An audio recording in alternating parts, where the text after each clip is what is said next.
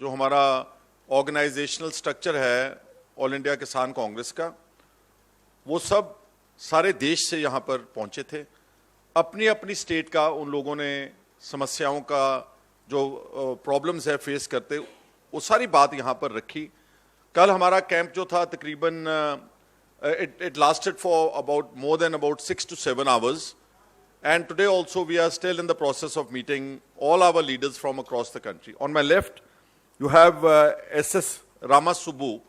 He is ex-MP from Tamil Nadu, and on my immediate right is Mr. Lal Verghese, a very senior Congress leader and our 17 years in charge of, आप सबने देखा उस committee में जो असल representative चाहिए थे किसानों के, वो कोई भी नहीं था। जो इनके माउथ पीस थे, जो किसान ऑर्गेनाइजेशंस पहले ही प्रो बीजेपी आरएसएस थी, जिन्होंने इन तीनों काले कानूनों की वकालत की थी, they all made members in this 26 member committee. और जो इनका जो पंजाब के, हरियाणा, राजस्थान, उत्तराखंड और हरियाणा और ये स्टेट्स के जो किसान जिन्होंने एसकेएम बना करके इतना बड़ा आंदोलन किया, उनके सिर्फ 3 मेंबर्स लेने की बात की, जो उन्होंने रिजेक्ट कर दी। तो ये जो बोगस कमेटी बनाई गई है गवर्नमेंट ऑफ इंडिया की तरफ से, जिसका प्री मेडिटेटेड एजेंडा है कि किसी ना किसी तरीके से जो हमने एमएसपी की बात की थी उससे वो भागना चाहते हैं। और जो उसका हेड बनाया है, he is a bureaucrat, mister Sanjay Agarwal, former agriculture secretary of India. वो एक ऑफिसर जिसने सारी जिंदगी एसी कमरों में बिताई है, वो क्या जानता है कि खेती क्या है? उनको तो मेरा ख्याल के जो रबी और खारिफ क्रॉप्स अगर पूछा जाए, या इस देश में कहां कहां कौन कौन सी फसल होती है, he wouldn't be knowing at all. So ये कमेटी जहां एसकेएम ने रिजेक्ट किया, हम ऑल इंडिया किसान कांग्रेस की तरफ से भी इस कमेटी को रिजेक्ट करते हैं और ये मांग करते हैं कि अगर आपने वाकई ही चाहते हैं कि इस देश में किसान और खेत मजदूर उसका भला हो, then there should be a fair representative character committee in this country. जो लोग स्ट्रगल करते हैं, जो जमीन से जुड़े हैं, उन लोगों को आप लें। और सबसे अफसोसनाक बात है कि Punjab, which is the biggest agrarian economy of the country, which has contributed towards the food bowl of this country, Punjab has got no representation at all.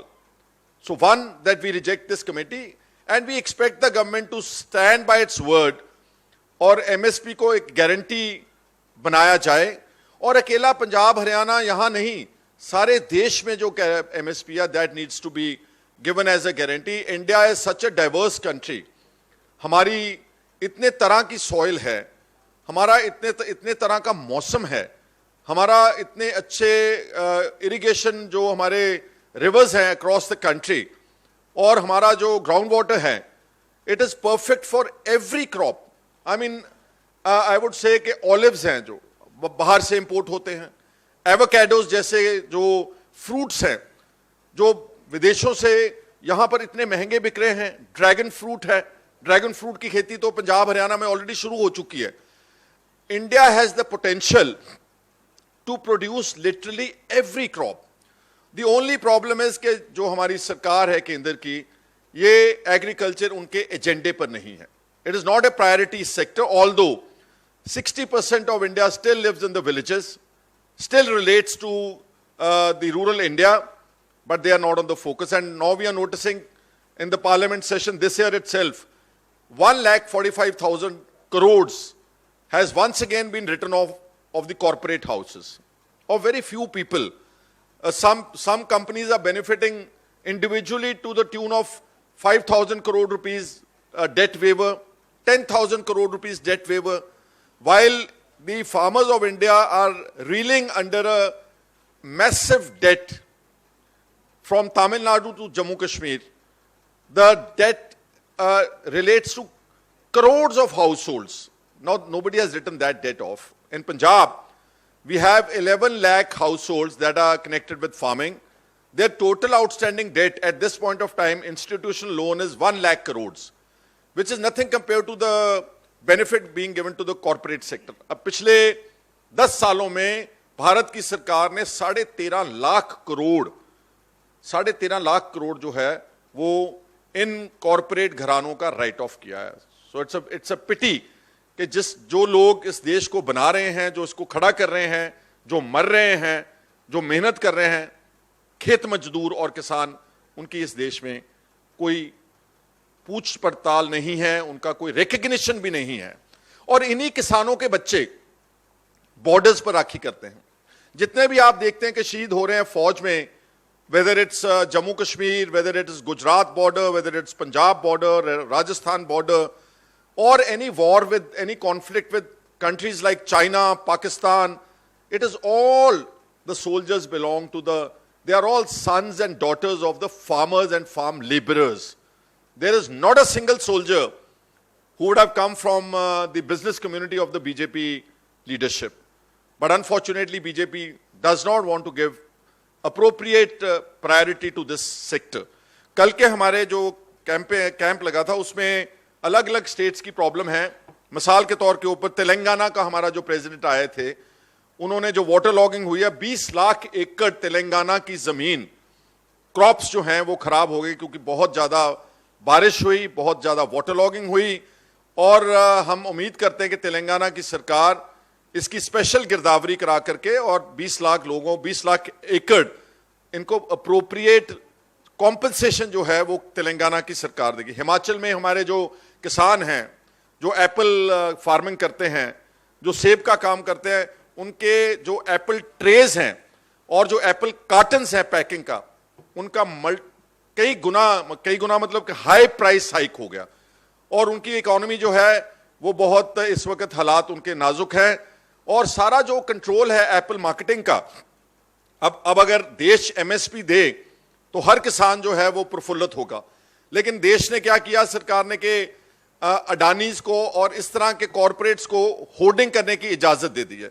वो सारा एप्पल का स्टॉक अपने पास जमा कर लेते हैं, फिर गवर्न प्राइस जो है एप्पल की जो आप खरीदते हैं मार्केट से, यहां पर बहुत महंगा 100 रुपए केजी के ऊपर का जो आप अच्छा फ्रूट खरीदते हैं किसी तरह का भी, that's a result of hoarding actually. अगर फार्मर को government of India MSP guarantee करे और वो प्राइस सारे देश में पहले बताई जाए, तो ना तो कंज्यूमर लुटेगा और ना जो किसान जो है फार्मर लुटेगा। हमारे पंजाब में जहां बहुत सारी सुसाइड्स की समस्या है, हमारे पंजाब में the industry has polluted our ground water very badly and that entire pollutant is going to our rivers. हमारा जो लुधियाने के पास सतलुज दरिया जाता है रिवर, उसको बुड्ढा नाला ने इतना ज्यादा पॉइजनस कर दिया है कि जितना पोल्यूटेंट था इंडस्ट्री का, वो सारा effluent untreated goes into that river.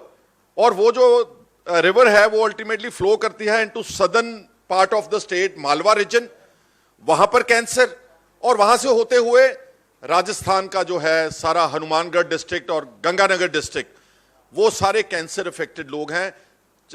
Bathinda से बीकानेर राजस्थान को एक ट्रेन चलती है, उस ट्रेन का नाम कैंसर ट्रेन है। इतने ज्यादा लोग जो हैं वो पीड़ित हो चुके हैं क्योंकि हमारा जमीन का पानी, हमारे दरिया का पानी, ये सारा इंडस्ट्रियल हाउसेस ने अपनी अपनी इंडस्ट्री में नीचे बोर करके उसी में नीचे फेंक दिया। अगर दरिया में भी डाला है तो वो untreated without appropriate sewerage treatment, effluent treatment plants की तरफ से। उड़ीसा में प्रधानमंत्री फसल बीमा योजना का बहुत बड़ा घपला है, जैसे गुजरात में है, उड़ीसा में भी बहुत ज्यादा जो असल फायदा किसानों को पहुंचना चाहिए, उन तक जाना चाहिए, वो गरीब किसान तक नहीं जा रहा है। बिचौलिए खा रहे हैं, व्यापारी लूट रहे हैं। और इसी तरह हरियाणा में जो अपनी बेरोजगारी, जो सबसे बड़ा इफेक्ट हरियाणा और पंजाब में जो अग्नि पथ जो स्कीम बनाई है फौज की, कभी आपने सुना है कि फौज भी किराए पर जा रही है? क्या फौज कॉन्ट्रैक्ट के ऊपर काम कर सकती है? जो नौजवान अपनी जिंदगी का बेहतरीन हिस्सा वो लगा देगा फौज में और उसके बाद सारी जिंदगी जो है वो इधर उधर देखेगा और उसको कोई स्कोप ऑफ एम्प्लॉयमेंट नहीं है। बोलते हैं री एम्प्लॉयमेंट करेंगे, लेकिन आज आप डाटा निकाल के देख लें कितने एक्स सर्विसमैन हैं जो हमारे वहां पर री एम्प्लॉयड हैं in different government sectors of this country. So हमारा निचोड़ ये निकला कि किसान और खेत मजदूर के लिए आवाज उठाना बहुत जरूरी है। हमने अपने संगठन का अभी एक शुरुआत की है। हम अपने संगठन को और मजबूत करेंगे और आने वाले दिनों में दिल्ली में पार्लियामेंट के सामने ये किसानों की, खेत मजदूरों की, ये सारे जो पछड़े हुए लोग हैं, जो ग्रामीण भारत में रहते हैं, इनकी बात हम वहां पार्लियामेंट के सामने रखेंगे। इसकी तैयारी हम करने जा रहे हैं, समय लगेगा और इस सारी बातों को लेकर के हम प्रोटेस्ट करेंगे। Our agenda is to come on to the roads if the government doesn't listen, because unfortunately इस देश में डायलॉग की बात कम है, वो ओनली वन वे डायलॉग है। प्राइम मिनिस्टर साहब अपने मन की बात तो बोल देते हैं, लेकिन दूसरों के मन की बात यहां इस देश में कोई नहीं सुनता। तो इस बात को सुनाने के लिए हम ऑल इंडिया किसान कांग्रेस को मजबूत करके अपने देश के किसानों और खेत मजदूरों की बात रखेंगे। और अंत में मैं एक बार दोबारा फिर party leadership, honourable Congress president का दिल की गहराइयों से धन्यवाद करता हूं और उन्होंने मेरे पे भरोसा किया है, मेरे को एक जिम्मेवारी दी है। इस जिम्मेवारी को मैं ईमानदारी से, अपनी पूरी निष्ठा से, अपनी पूरी निडरता से इस जिम्मेवारी को निभाने की पूरी कोशिश करूंगा। आज आप मीडिया का यहां आने का बहुत बहुत धन्यवाद। लिखती जो आपको प्रेस रिलीज है वो वाया ईमेल आपको भेज दी जाएगी। बहुत बहुत शुक्रिया, thank you so much. All right,